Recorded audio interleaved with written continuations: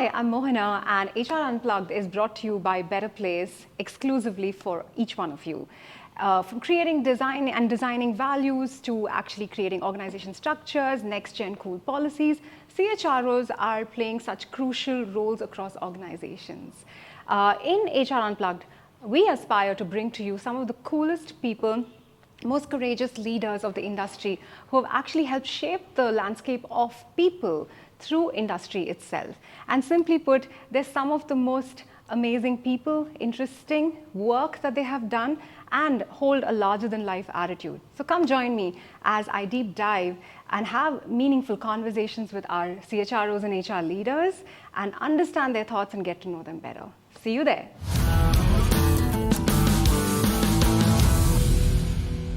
Some leaders are iconoclasts of their time, and one such leader in today's episode that I have personally worked with as well is here with us. He is Bhuvaneswar Naik. Bhuvan is the CHRO of Lentra AI today, and he has the experience of transforming organizations like SAP to become India's great places to work for multiple number of years.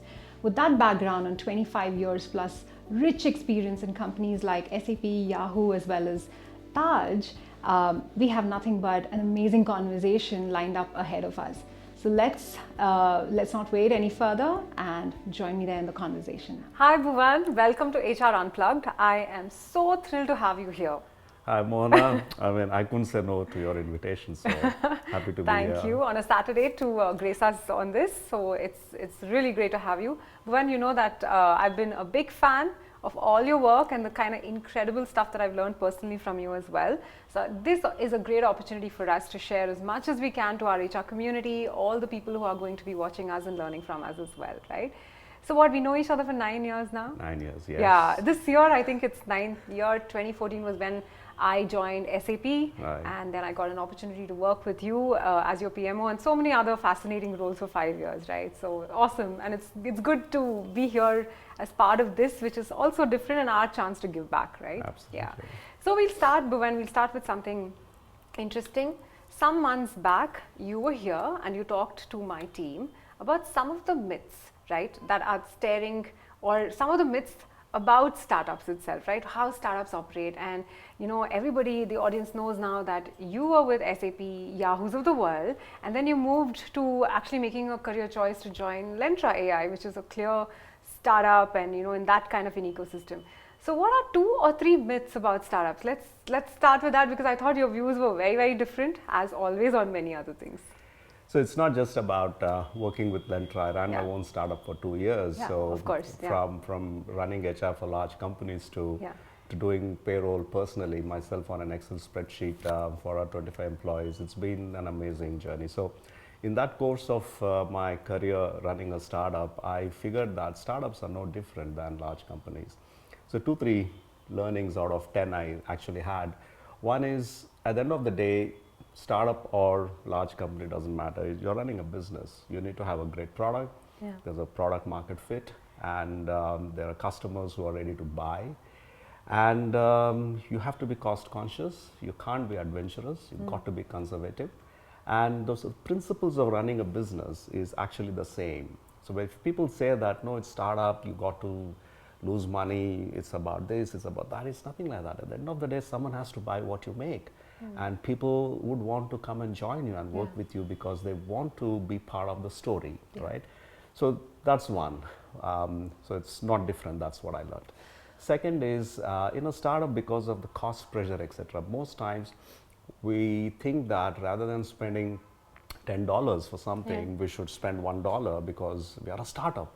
The fact is that this is really short-term view we take. And by spending $1, we actually land up spending 10 or 20 more because you have to think long term. For example, even if it's about investing in technology or hiring the right people, we tend to save money where you shouldn't be saving money because you have to invest in the right places. So that's the second one. So don't look at saving too much because it will turn out to be more expensive in future. The third is you don't have to, because it's a startup, you don't have to wear a badge of burnout, that you're changing the world, etc. You can change the world, you can make a dent in the market. etc., and you can still live your life. You know, Yeah.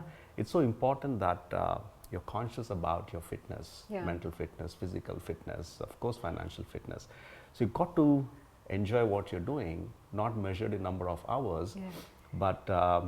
but really balancing it out with, Yeah. with family, friends, and being fit mentally to think Yeah. when you come to work. Yeah. So burnout is not a badge you should wear in startups, according to me. So those are three Yeah. three out of Absolutely. some 10 odd things. And I think that last statement is so true, because in an earlier conversation that we were having, we were talking about this generation that's ahead of us and the resilience, power of resilience, right? And there again, we talked about the same thing, that it's so important to have a life outside Yeah. your work and find the time for it, because that contributes to how you feel, Yeah. and that builds your resilience and your ability to perform even in a high stress environment, Absolutely. right? I would rather have someone who's 6 hours super productive than have someone who works 12 hours and is less productive than being for 6 hours, you know. So it's not how long you're in office. Yeah. Yeah. Yeah, you've got to enjoy what you're doing. Yeah. Yeah. And to the other point that you had made on myths, don't compromise talent, because if you want someone to work for 6 hours and be very productive about it, get the right talent, invest in the right talent rather than getting so many people who are average. Exactly. Get very good people who Yeah. are actually strong. Absolutely. Right? No, that's where I spoke about this. To save $10, you land up spending $1, right? Thinking it's cheaper. Yeah. So if it's cheaper, you don't get the right talent. You Yeah. get. I mean, why would someone want to come and join a startup who is not known and so they will come cheap. So you compromise on quality of talent because you want to care for the money, right? But at the end of the day, rather than hiring 10 people, hire 2, pay them well, get the best, and they will give you more than what 20 average colleagues can give. Yeah. So you've got to invest at the right places, Sure. get the right talent, Yeah. never compromise on quality of talent. No, that's It's great gonna HR bite. advice Yeah, for it startups bites. as Absolutely. you're growing. Yeah. I mean, I learned that hard way as well while running my own startup. Yeah, So I know. It's an interesting space and an interesting world any day, right? Yeah. So we'll take a step back. We'll get to know you a little more personally. So I want us to go back so many years when you actually were in Tata Institute of Social Sciences. How was that experience? How did that shape and sort of orient you towards the career you so successfully built, Bhuvan? So I had no idea before joining Tata Institute what exactly was this program. And TISS has this unique combination of people who are there to learn. During those days, we used to call it personal management and industrial relations. But a significant part of TISS curriculum was actually social work. Yeah. The people, see, at the end of the day, you're an average of 5 people you're with, right? They influence a lot. So the people I was with were all in social work, and that is where I think, for me, the strong foundation of empathy, not being sympathetic, but the empathy, the feeling part of what people feel, and also the life people lead, whether in jail, there was a criminology course, to family welfare, to people fighting battles every day to live and to survive. So I think those perspectives that I got was lot more than the HR curriculum I was reading.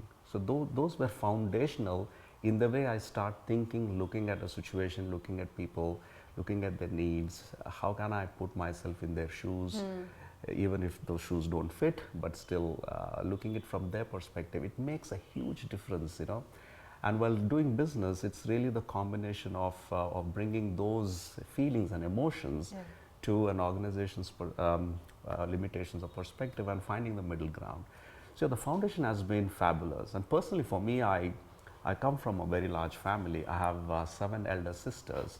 So I grew up with women, and I understand what it means for women to work and manage family. I'm talking about really old school, not now. So the struggles that my sisters went through, all of this actually shaped my upbringing.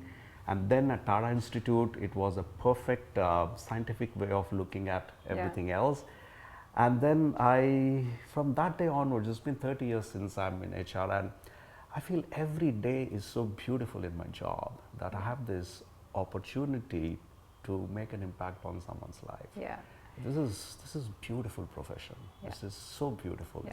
It's No, it is, and it's transformed so much over the years, right? Yeah. And it's given itself such a crucial place in organizations, right? That it's crucial, it's unenviable. You're never always doing very pleasant things, right? But you're taking the ownership to actually drive decisions for an organization. And people have also bloomed to become big assets for organizations, Yeah, which probably yeah. was not the case before, right? In that Exactly. magnanimity. So Bhuvan, one of the things that when we work together in SAP as well, I understood that HR can have a certain philosophy, which I didn't realize in earlier part of my career. I thought it was one way of doing things. But when you meet different CHROs like yourself, you realize you can actually drive HR differently in different organizations, Yeah. right? So when you look at SAP and that particular period, right, you had created this momentum for, and of course it took years to build it, right? But you got it consecutively to win great places to work, become what it is today from a people-oriented organization. What were those one or two foundational things that was so critical to that journey to make it what it became and it has become today? A bunch of things, right?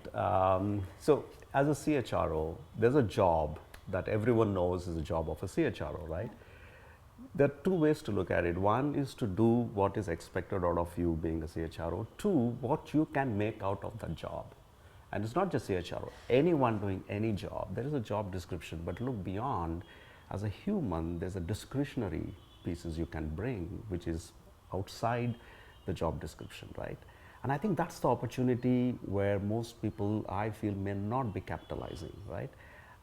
So SAP didn't ask or say that we should become a great place to work. We wanted to be a great place to work because that's a goal you can have where people can feel engaged. So it puts not pressure but an opportunity for HR and rest of the leadership and organization to put programs in place that drives to that. Now, what is a great place to work? It is about how people feel, right? And trust is central to great place to work. How does trust come? Trust comes from experiences, whether it's between an employee or the company, whether between a husband and wife, boyfriend, girlfriend, brother, sister, doesn't matter. Trust comes from experiences. It's give and take, right? So trust as central theme, you drive experiences for people, right? And those experiences will build what is called an emotional connect. I always say there's a difference between happy employees and engaged employees, right? Happy employees are happy. They deliver what you want, they get paid, they're happy to come to office, they go back home, all good. They give their 100%, no question on that. Engaged employees who are deeply emotionally connected feel they own the company. They give what is called the discretionary effort, okay? And no one is asking for it, but they give it, right? And they do it if they're engaged, right? So the programs that at SAP we put in place were all centered around experiences, emotions, etc. For example, when we realized that we wanted to build women in leadership positions, at the entry level, there was 50% men, 50% women joining, but by the time people go to the leadership levels, it was only 10, 12% women in leadership positions. So what was going wrong? The fact is, women who go on maternity leave don't come back. The attrition in that segment was about 40%. Then you go a little deeper, you look at data, you look for insights, and then you figure that women who go on maternity, they need a certain security with their kid. So rather than giving options or reimbursing people about childcare centers, we built our own childcare center at SAP. Yeah, right? that was amazing. And we owned it up. It's our building. We did that, and the attrition from 40% came down to some 10%. Women started coming back, and they were building their careers, right? And those things build the deep connect. Now, it's not just women who are coming back. It's the rest of the company, men, everyone included. Look at what's going on. Even if they're not a recipient of that benefit, they love it. They see, oh, this is a company that cares for me, right? So that and a bunch of other things, you know, we whether it was health insurance or everything else. The other part which HR folks struggle with, according to me, is on the data side, right? And data, I mean, not Excel sheets and doing some pivots and stuff like that. We actually got two data scientists. We gave them historical data. We said, just find what you can find using your complex formulas which no one understands, you know. They came back and they said there's bias against women for their growth in the company, and whether it's on salary increases or promotions, etc., there's a clear bias in the company. If you look at static Excel data, you don't find the bias, right? But when you use complex scientific formulas, there was bias. And because we could get insights like that, we were able to convince leadership to start investing in women to become leaders and running programs. And yeah, anyway, I can keep going on and on about SAP. But yeah, as I said, it's there's so many things we did that really helped SAP become year after year a great place to work. It was just fantastic. And one of the core things that we as a team used to discuss back then, Bhuvan, you'll remember, is that give people choices. Yeah. So your same policy can have multiple ways. So before the era of personalization and all has become very, very, evident today, most companies are heading in that direction. I think few companies like back then, the kind of, philosophy that you led for the organization, it allowed for the same policy to have many options for actually personalized usage as well. So I thought that was very, very ahead of its time. The funny thing about policies, HR folks make policies which run into tons of pages. If a leave policy I've seen in every other company is at least 10 pages, right? Yeah. Everything is designed for those who will misuse it. Yeah. It's like you take a housing loan, you sign this big bunch of documents, no one reads it, but you sign everything. It's designed for that 1% of borrowers who default, right? Yeah. We think that we need to make policies to catch those who misuse it.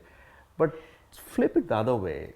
You should design a policy for 99% of people who will enjoy having it. Yeah. So my principle everywhere I worked is every policy document cannot exceed more than a page. Yeah. That's all it's needed for people to understand what it is. Now, Yeah. defaulters will always be there. We are humans. Find mechanisms to deal with them, but don't penalize 99% because 1% you want to focus on, right? Yeah, you're right. So choices is important. Personalization is important. Personalization at scale is important.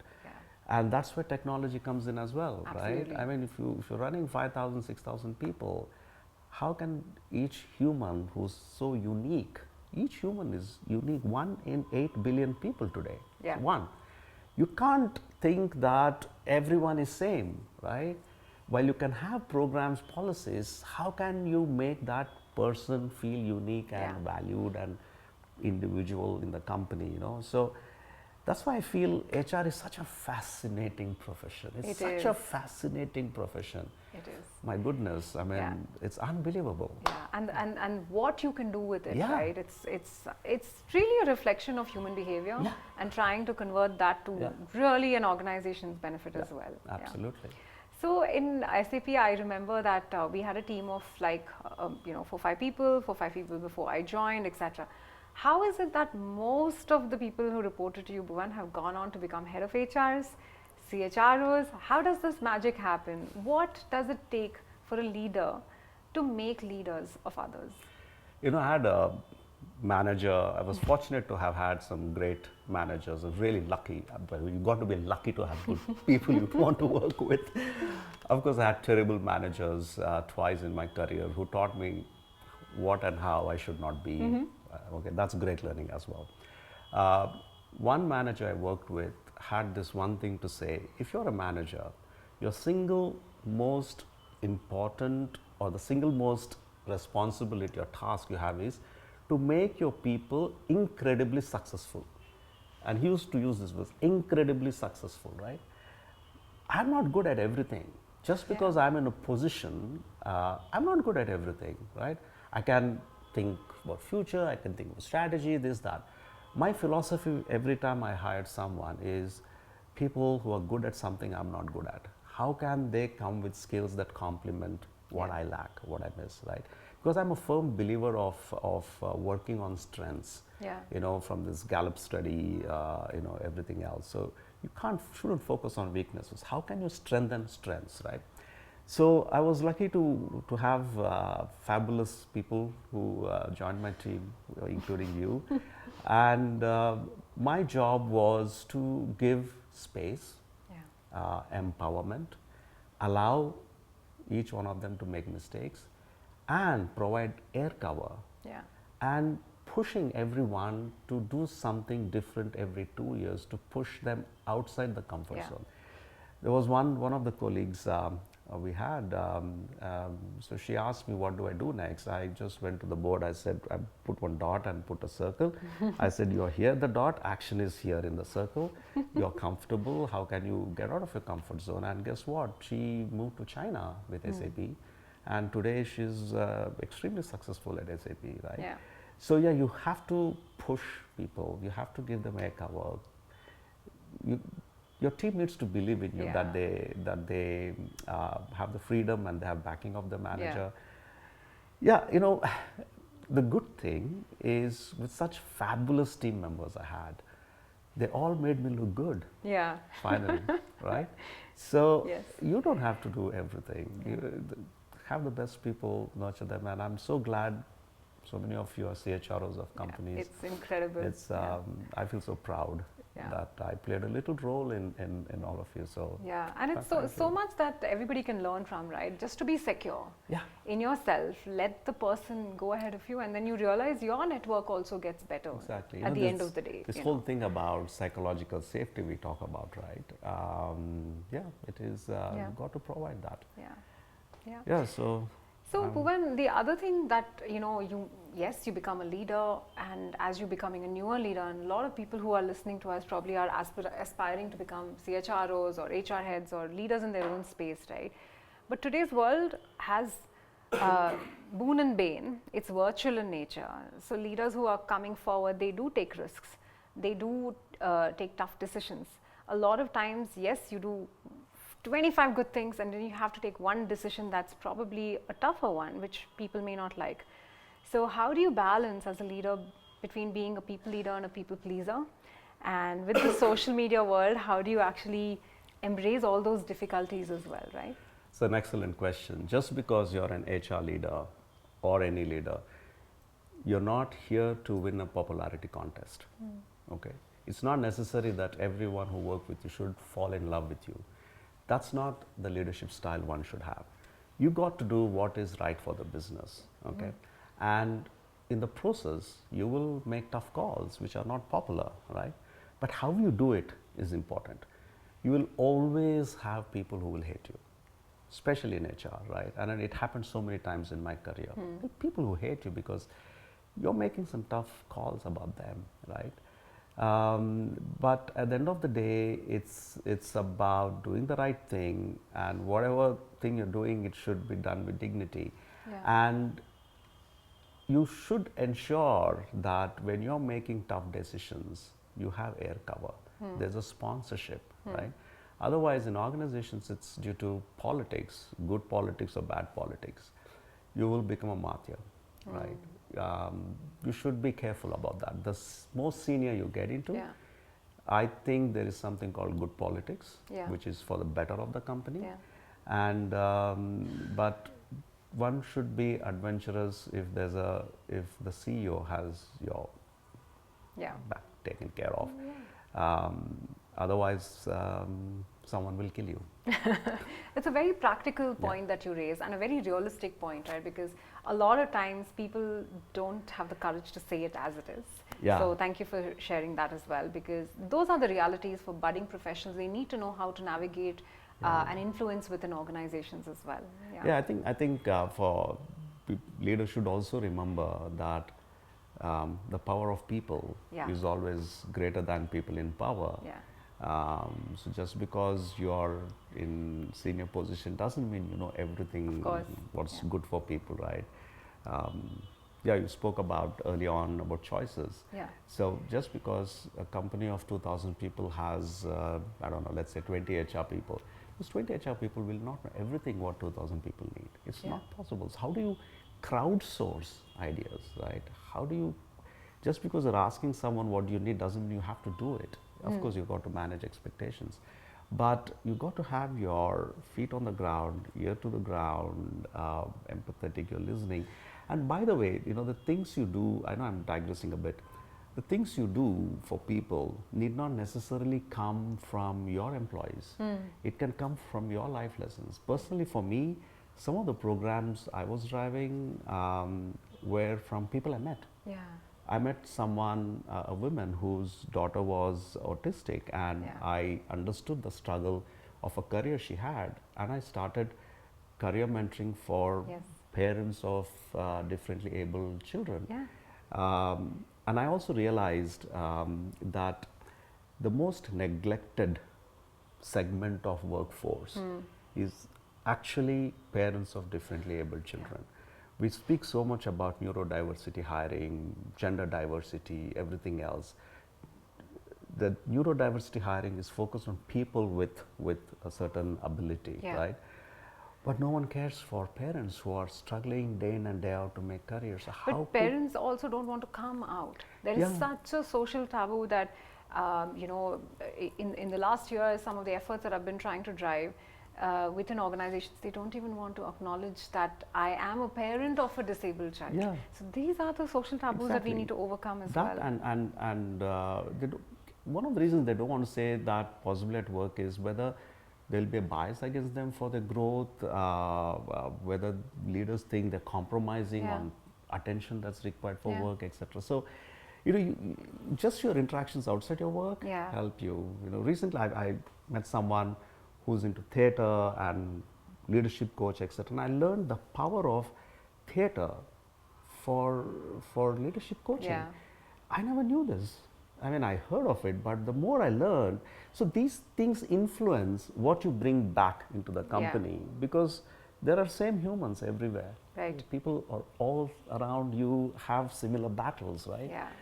Yeah. So Yeah, very interesting. and being a CHRO, Mohana, I mean, this is what I say. You have this unique opportunity which no one has in the company. Nobody has in the company. Only you have this unique opportunity to influence outcomes Yeah. for people who work for you, work for your company. Absolutely, It's the absolutely. greatest gift any role can have in any company, the CHRO role. Yeah. Unbelievable. Yeah, and it's something you cannot do without. Yeah. Companies have also realized that the people focus is something that you cannot do without Yeah. anymore. Yeah. It used to be kept aside as something that's an afterthought, but today it's a very core and integral Absolutely. piece of the whole thing. Right? Absolutely. So Bhuvan, tell me, you had Care for Life, which was a program which was so beautiful for a big company.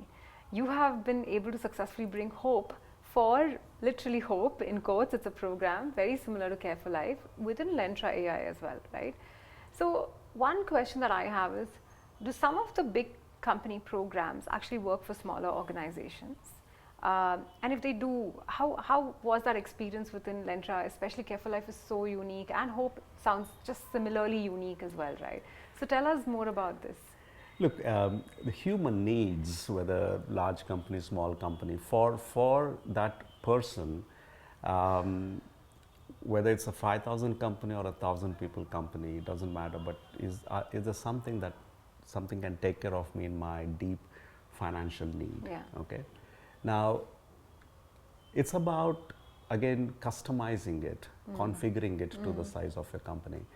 The Care for Life at SAP, which we are all very proud of, the story was always about, it's same as the cost of a cappuccino that you contribute every month, 250 rupees. I remember starting We started off with. now, Yeah. I think it's 250 or little more, I don't know. And the power of community, whether it's 1,000 people or 5,000 people, it's the same, right? The impact is same. So at Lentra, when we started this, it's just 1.5 months old. We need early symbols of hope. We called it Hope Fund. We need early symbols of success or hope to build confidence in people that their money is used well for someone. So within the first month, one colleague who was earning a salary of just 6 lakhs per year had run a bill of 2.5 lakhs for his or her parent. And this fund, which is small, the corpus was just 8.5 lakhs. It was so small, but this fund gave about 2 lakhs to this employee, and then everything changes. The story changes. it doesn't matter how big or small your company is, it doesn't matter how much little Yeah. or more money, within the means of what you have, how we can help each other Yeah. using the power of community, right? And just so the audience know, this is basically an employee every month being able to contribute literally, like you said, 100 rupees, 200 rupees Yeah, into voluntary, a by the people for the people fund yeah. that gets used when there is an emergency that a colleague next to you might be facing, Yeah. which medical insurance probably does not Absolutely. fulfill, right? Absolutely. Yeah. I think it's the best insurance program. It's incredible, Bhuvan. Which no Yeah. insurance company can provide. Yeah, I think one thing to be proud of here about SAP actually is, if an employee in SAP unfortunately would pass away, this fund actually pays 1 lakh rupees a month for Yeah. 10 years. Yeah. Yeah, who would do that? To their families That's- and kids and education. Exactly. It's unbelievable. For it's 10 great. years, It's financial great. support is Yeah. unbelievable. Yeah. That's the power of community. I mean, again, coming back to how as a CHRO you can influence outcomes that Yeah. touch people's life. It was not part of any job description you would have signed up. Yeah. Never, right? It's what you learn from outside, your life experiences you bring in. Yeah. And yeah, you Yeah. visualize something and you can construct it because you have the opportunity to construct it. Yeah. No, that's so beautiful. And have people practices changed a lot in the last few decades, Bhuvan? Yes, I think today in a large company we're talking about 4 to 5 generations of people, right? Obviously, the thought process is different. How one approaches work is different. Philosophy of contribution, work-life balance, of everything is very different, right? So it's again. I come back to the same story. Doesn't matter how many generations of people, they're human beings. Yeah. It's each one is unique again. Each one has a different aspiration, right? Again, it's about choices. It's about personalization at scale. It's about having variety of things that everyone has something they can get out of, the bigger picture, right? So things have changed. Technology has, of course, contributed a lot. Yeah.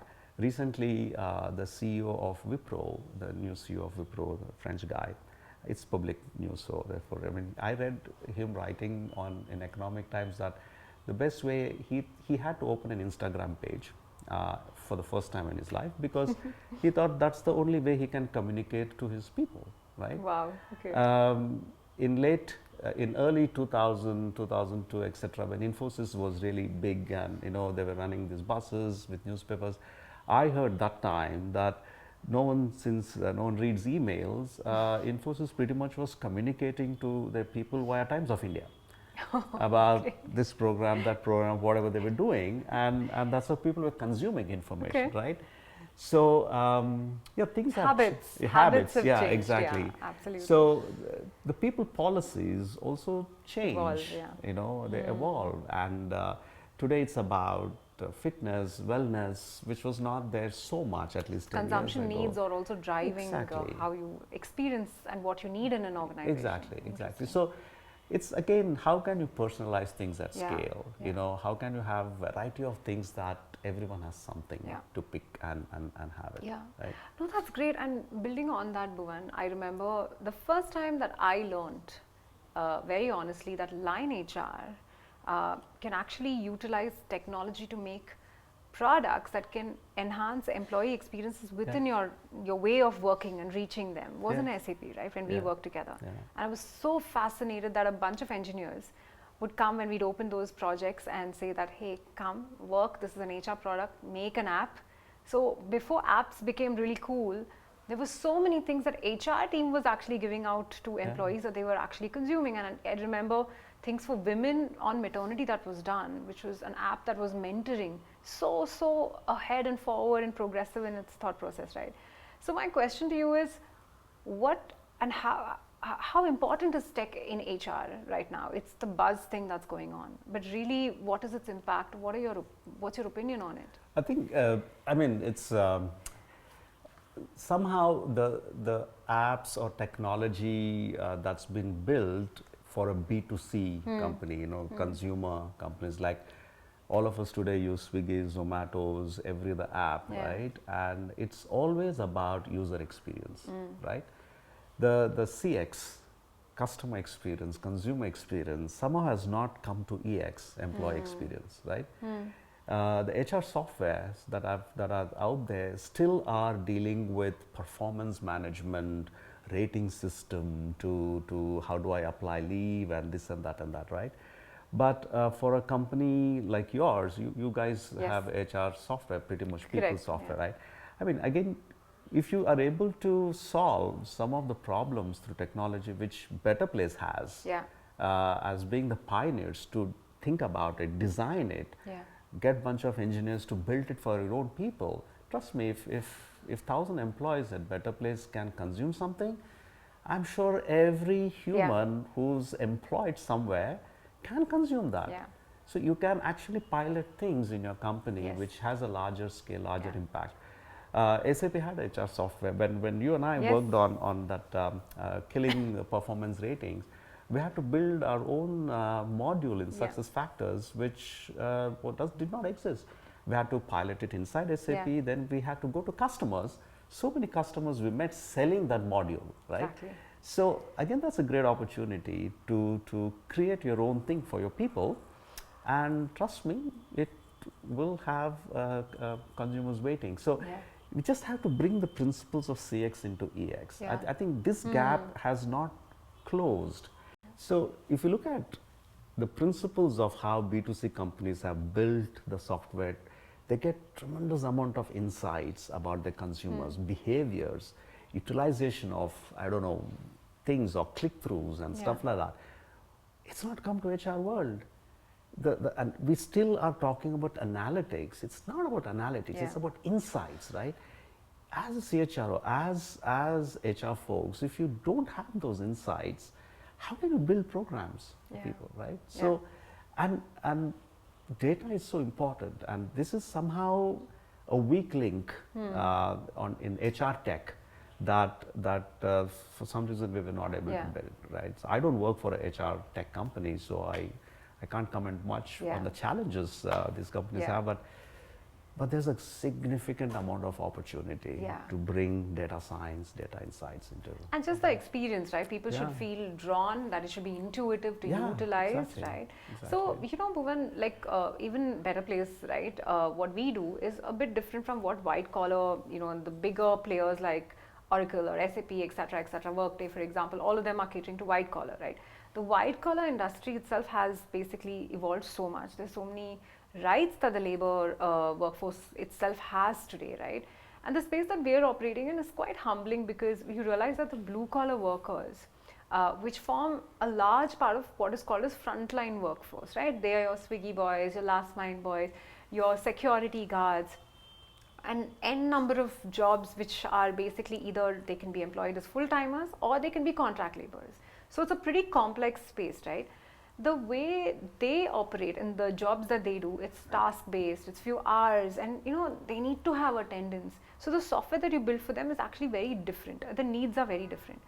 The compelling factor is that there are 400, 500 million of them just in India as a baseline, and most of them are still in the unorganized sectors, right? So anywhere we go and we talk, there's nothing but a problem statement, and hardly anybody has a good solution. So that's where I think companies like us, we try to help and digitize, you know, and go through that journey of transformation digitally for many organizations, right? But essentially, you know, when you take a step back, one of the root causes that people have not actually done much to transform is the state of the law in the country, the state of the policies, the processes around this population, right? And the dependency on contract labor, gig workers, frontline workforce is only going to increase with that kind of a number. So what's your advice to industry? And when you and I have worked for so many years, you see, even for maternity, right? And I was talking to someone else about this as well. So many policies companies did before governments did. So what opportunity or what can we do to make a difference for this population? So it's well said, you know, for white collar, as you rightly said. I think IT industry somewhere revolutionized what was supposed to be minimum, what the government established, to doing a lot more, and it kind of drove that movement in the country. So that's I think credit should go there to companies like Infosys, etc., who really brought that change, right? I think it's a similar situation when you talk of blue collar workers, 400, 500 million. So it's heavily regulated because of exploitation, right? Government has to care for them, right? Yeah. Now, I think every employer who has blue collar workers should see this as an opportunity, how they can be in the front to make a change, to bring a difference, which is Yeah. beyond what is regulatory. Two, I think companies like yours, Yeah. which are in this segment, you have this once in a lifetime opportunity, a beautiful, fascinating, challenging, once in a lifetime opportunity to create something from a software standpoint, perhaps, which will deliver experiences to this massive scale of people, and make them included Yeah. into the larger setup, society, etc. Right? It's not. Imagine your frontline worker is actually the one who's interacting with the customer, Yeah. whether it's food delivery or package delivery, or doesn't matter. They are actually the interface. They hold the power of the impression, perception the customer will finally have about you, right? Can you imagine the power of software that can make that whole thing seamless and you know, all that stuff? So I think this is once in a lifetime opportunity you have. Like, I mean, imagine it this way. I mean, I get inspired with Aadhaar, you know. Yeah, absolutely. How could one can imagine, like someone like Nandan Nilekani boldly thinking 1.2 billion people will digitize. I mean, come on, it's audacious goal. But guess what? With technology, you can do that. Yeah. Someone in the remote village where I come from, they don't even know what is fingerprinting. And now today they get SMS, they authorize things through other. The transformation is unbelievable. It's once in a lifetime. I think BetterPlace and companies like yours are actually having this greatest once in a lifetime opportunity, which you need to just grab, right? So my view is tech plays a role to personalize experiences at scale. So you are in the front of it. And you are also having the power to, one, influence the government on regulatory things, but to also influence companies that employ these frontline gig workers, to give them experiences which once upon a time software engineers did not have, right? Today, you know, we feel entitled with many things. It wasn't like that 20 years back. Exactly. We feel entitled in the software company as a software engineer, right? But that's not the case everywhere. Yeah, absolutely, Bhuvan. And I think the key word that you mentioned was inclusion. And tech will certainly help in driving that inclusion faster than otherwise, right? Absolutely. And you know, like when we look at our business, etc., and how it's grown, just 20 years, 15 years back, companies didn't know whether the people they were hiring for frontline, especially blue collar workers, were credible people, verified people. And because of Aadhaar alone, you have this whole database that got created of people who, you know, whose background verifications could be done. You knew your company's workforce was safe to be brought into the workplace for others, right, to interact with. So a lot of those social things also get impacted, right? So inclusion is, I think, a final outcome that a space like this can offer to our society and in the world as well. I think that part is important. Even in software companies, we do background check verifications, not because we don't trust people, but those are important to be done. But again, you know, when it comes to gig workers, frontline workers, I think thinking is always about those who could misuse it, the trust deficit that exists because of stray incidents. So things should not be designed for that. You know, should be designed for 99% of these frontline workers who are authentic, who are good people, right? Anyway, this is a fascinating field your company is in. It is. It's complex, and there are too many problems to solve as well, and that's probably the ambition that we have in this space. I'm glad smart people like Praveen Agarwala, your founder, you, Ved and other leaders, the names I hear. I think your company has the right people to make this big I hope change. so, Bhuvan. Bhuvan, one comment that I really wanted to sort of explore is, and then we'll move to another segment before we close, is really on the space of compliance and the complexities of compliance regarding just contract labor workforce itself.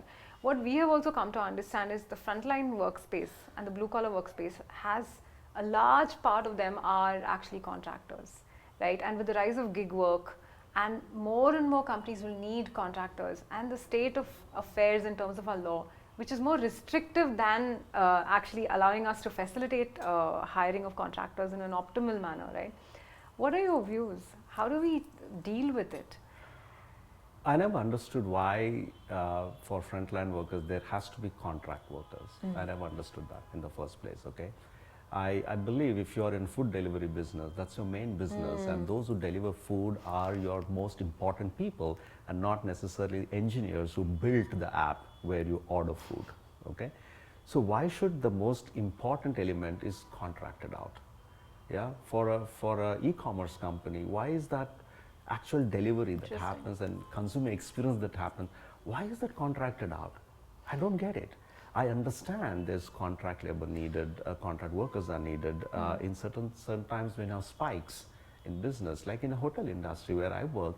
Suddenly there's a wedding of 1,000 people. You don't keep staff for 1,000 people wedding every day. So you do get people and you pay them well, right?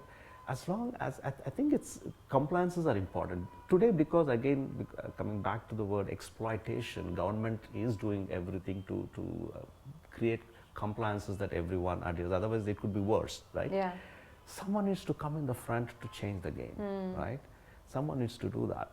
So yeah, it's treat everyone with respect. Yeah. Trust me, people will only remember how you made them feel and not what you told them or what you gave them in writing or whatever. How you made them feel.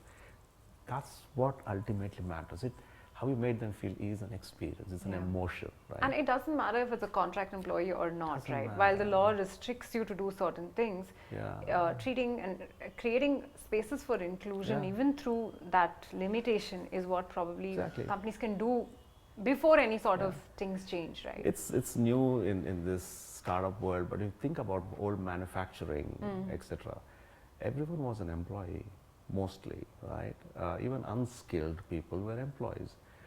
There was, at that time, there was fear of trade unions and Industrial Disputes Act and all that stuff. But companies had infrastructure to take care of it, to embrace that world on the compliance side, right? So, the more you think, that's not my problem, frontline workers, too much compliance, let me stay away from it, we're not solving the problem. Yeah. We never solve it. And especially it is restricted to the, the compliance part touches contract labor, but it also persists in manufacturing, units as well, even today, Bhuvan, which I think we have as a country to evolve, and we need to make those, changes as well. Absolutely. Well, on that note, we'll come to the last segment, which is a little more lighter because we've been talking about very serious, topics that matter to our society and our businesses as well. So just a small rapid fire, as we call it, Bhuvan. So either a word or like a choice kind of question, right? So I asked this to another speaker, and I'm going to ask you this as well. Tech versus human. Human. Okay. Why? Just that to because it's human. Human has emotions, feelings, they can smell, taste and all that. Tech is an enabler. Yeah, it's always what we call as tech follows culture, right? Culture leads and tech follows, FTE versus gig. FTE. Why do most workers complain about their jobs? Why do most workers, maybe they're not doing what they should be doing or they love to do. Maybe they're not passionate about what they're doing. Okay. That's why they complain. Wow, interesting. Maybe they should change the job. Yeah, fair, why not? What are obvious things most HR people miss out on? Data insights. Okay. It's all around you, but you don't see them. One best quality needed in a CHRO. Don't try to be the most popular person in the company. Favorite part about HR? As I said, this unique opportunity to influence outcomes that impact people. Yeah. And what's your advice to all HR professionals? Just love what you're doing, be passionate about people. Yeah, just think that you're in a most fascinating, most gifted role in a company. Yeah. Yeah. Most unique, gifted role in a company. Nobody has what you have, what you can do. Nobody. Bhuvan is always so inspiring. I loved this time we spent together, and it was so nice to talk to you Same again. here. And I hope our audience also finds this very enriching. Thank you for spending time and for joining us today. Yeah. Thank you.